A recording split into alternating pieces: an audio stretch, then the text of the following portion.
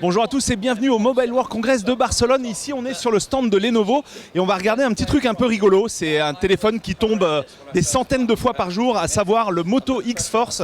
Parce que oui, comme son nom l'indique, sa capacité, son point différenciant, ça va être sa résistance à toute épreuve et on va vous le prouver tout de suite.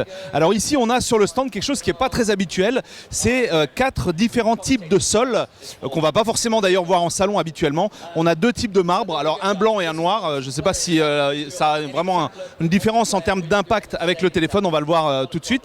Et on a ici soit un sol bois, soit un sol en granit. Et donc ce téléphone, tous les gens quasiment qui passent sur le stand s'amusent à le faire tomber par terre et là vous voyez il fonctionne. Alors est-ce qu'il va encore fonctionner lorsque nous on va le faire? C'est ce qu'on va voir tout de suite. Alors on va prendre ce téléphone et on va le faire tomber négligemment. Par exemple sur du granit, tiens on va attaquer fort. Allez c'est parti. Alors, est-ce qu'il fonctionne toujours? Telle est la question qu'on se pose. Eh bien oui, ça fonctionne toujours. Allez, on va se faire un petit coup de marbre blanc ou noir. D'ailleurs, je vois pas bien la différence entre les deux. On va le faire tomber en plein milieu. Voilà, alors on nous invite à le faire tomber plutôt du côté de l'écran parce que sur les bords, quand il tombe vraiment toute la journée comme ça abîme trop le téléphone, mais on pourrait aussi le faire dans l'absolu. On peut le faire tourner aussi dans dans ce sens aussi.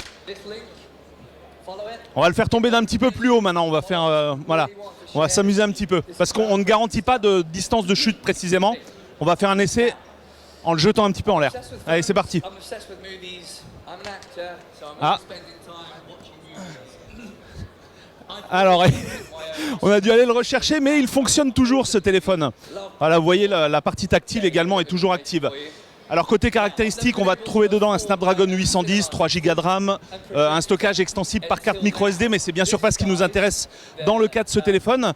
Par contre, on nous précise que l'écran, alors pas le LCD, mais la partie protectrice qui est située sur le dessus est interchangeable. On peut en racheter sur le site de Motorola pour la somme de 25 €, nous dit-on. Alors à vérifier sur leur site. Mais en tout cas, même si on arrive vraiment à le casser, on a quand même moyen de le remplacer soi-même sans passer par une boutique spécialisée et ça, c'est plutôt cool.